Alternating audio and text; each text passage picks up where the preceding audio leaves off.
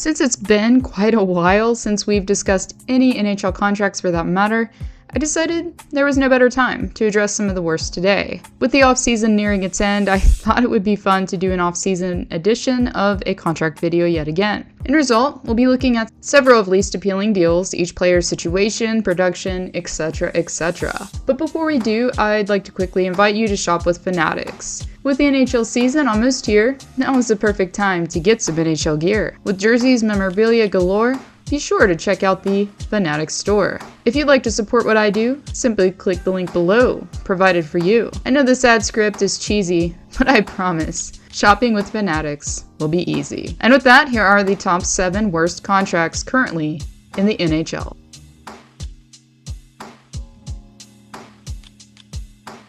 Last offseason, it seemed like the Edmonton Oilers had solved their goalie woes. After a couple of disasters, such as the Mikko Koskinen and Mike Smith contracts, the Oilers had seemingly found their main guy in Jack Campbell, aka Soup. GM Ken Holland made the choice to sign the netminder to a 5-year, $25 million contract with a modified no-trade clause throughout. Players such as Captain Connor McDavid fully endorsed the move, while saying, if you can be the starting goalie for the Leafs, you can be the starting goalie anywhere. He's occupied that job for the better part of 2 years, and he's done a great job doing it, so I'm sure it'll transition smoothly, he said. Smoothly is far from how Campbell's transition went last campaign. For the first half of the season, especially, the goaltender struggled immensely. For example, after the first 2 months of the regular season were under his belt, Campbell had let in 4 goals a game on average. He also finished last season with a .88 save percentage. To his credit, however, he did manage to shine in the postseason, as he sported an impressive .961 save percentage throughout the 4 games he participated in. But if we're being entirely honest here, Campbell hasn't been living up to expectations. His contract, which expires in 2027, allows for him to present a 10-team no-trade list if he were to be traded, making things even harder for Holland if he did attempt to move the netminder.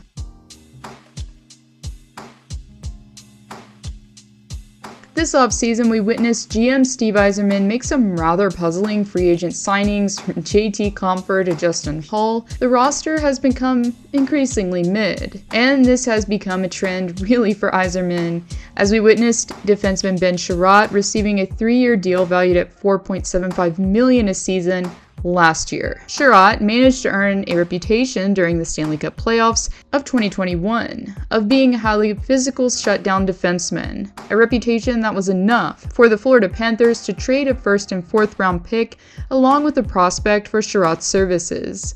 This was possibly why Chiarot received the contract that he did, considering what the Panthers were willing to pay.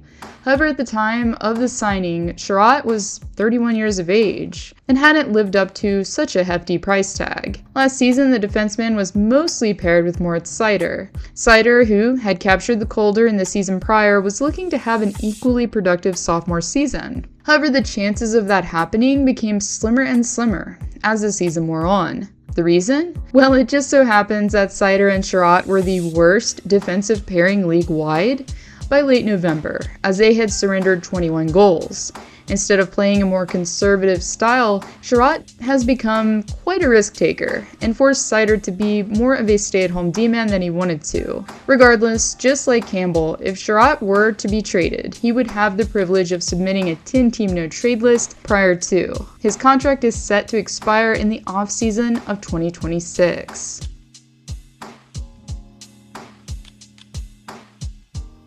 Well, this one was probably just expected at this point, as the defenseman at 36 years of age has been steeply declining for quite some time. And while his production and capabilities have dwindled down, the cap hit that his contract is costing his team hasn't budged. Once viewed as underrated, the longtime Shark was given an extension in the offseason of 2017. Vlasic, who had notched 28 points in 75 games played for the 26-17 season, was awarded the contract that many at the time believed he deserved. However, as most of us know, the defenseman hasn't earned much of the $7 million cap hit he's been raking in this far, and logically, until the contract expires in 2026, he won't be. Vlasic, who is currently 36 years of age, will be 39 upon gaining UFA status. According to an analysis done by The Athletic, Vlasic's market value is less than $1 million a season at $700,000. And just in case you thought the contract couldn't get any worse, if GM Mike Grier does try to rid himself of the albatross, Vlasic will be able to submit a 3-team trade list, meaning only 3 teams he wants to be traded to.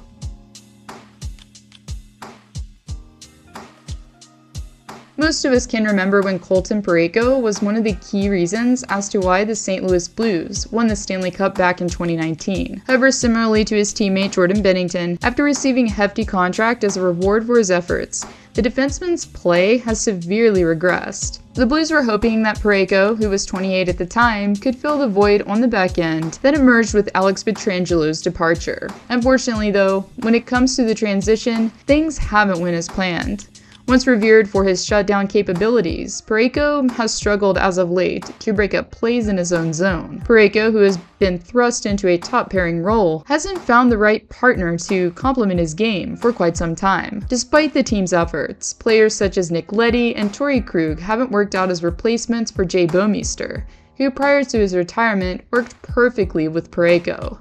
Parayko, who is entering his second year of his 8-year, $52 million contract, will be making $6.5 million a season until 2030. And until 2028, GM Doug Armstrong won't even have the option to trade the defenseman, as he has a full no-trade clause in effect until then. Parayko, who is able to record 27 points in 79 games played last campaign, will be looking to bounce back at both ends of the ice this upcoming season.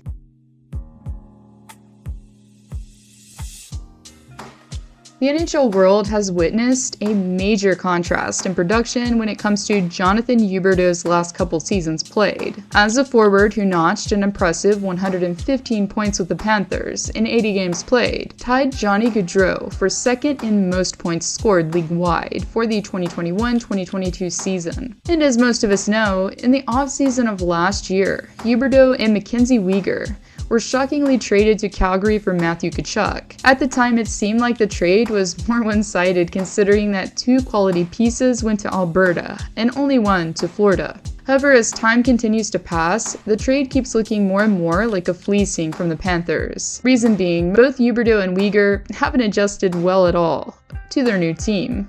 And as I alluded to, Huberdeau especially has taken a nosedive into mediocrity. Huberdeau, who recorded less than half the amount of points he did in the season prior, struggled to adjust to the new system and roster.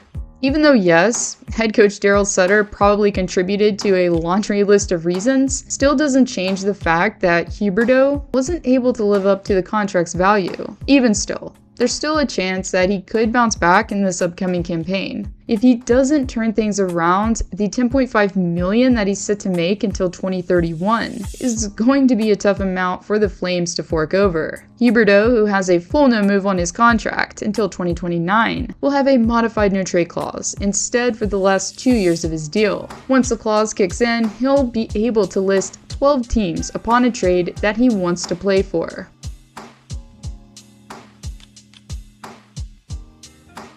Another season, another year of Tyler Seguin's contract. This has been the classic case of a star proving himself and then declining due to injuries/surgery. And really, Seguin did earn himself a payout as he was able to record 70 or more points in 6 consecutive seasons. Unfortunately though, as I mentioned, after proving to be dependable and securing his contract, Seguin started suffering from hip and knee issues during the 2019-2020 season. And then, due to a rough rehab, Seguin was only able to play in 3 games in the next campaign. I ended up losing kind of my whole quad muscle, Seguin says. That's what I've been dealing with the last 5 months, rebuilding the quad and have all the mechanics moving properly.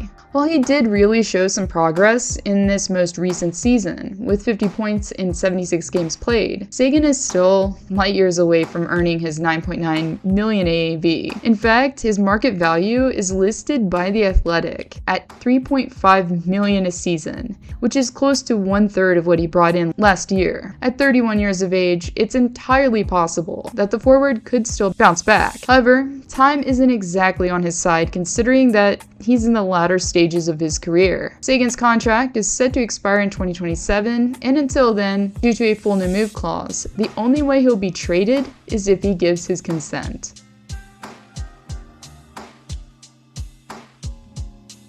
And the biggest no-brainer on this list has to be the Seth Jones contract. Jones, who played his best hockey in Columbus, was definitely at one time among the best D-men in the league. He was a minute-eating machine, incredible shot blocker, and great at both ends of the ice. In fact, during the 2017-18 campaign, Jones was on the ice for 57% of all CBJ goals, for 5-on-5. He also notched 57 points that season and even finished 4th in Norris voting. So, despite all of former GM Stan Bowman's mistakes, it did at one time make sense to sign Jones. Back then, it really seemed like the Hawks were going to try and make a final push with Jonathan Toews and Patrick Kane still on the team. Even though it's obvious that it didn't work out, the contract is still in writing and isn't going away anytime soon. In fact, the defenseman is signed with a full no move clause until 2030. Now, obviously, a lot of circumstances surrounding his situation aren't his fault, like his team suddenly deciding to tank,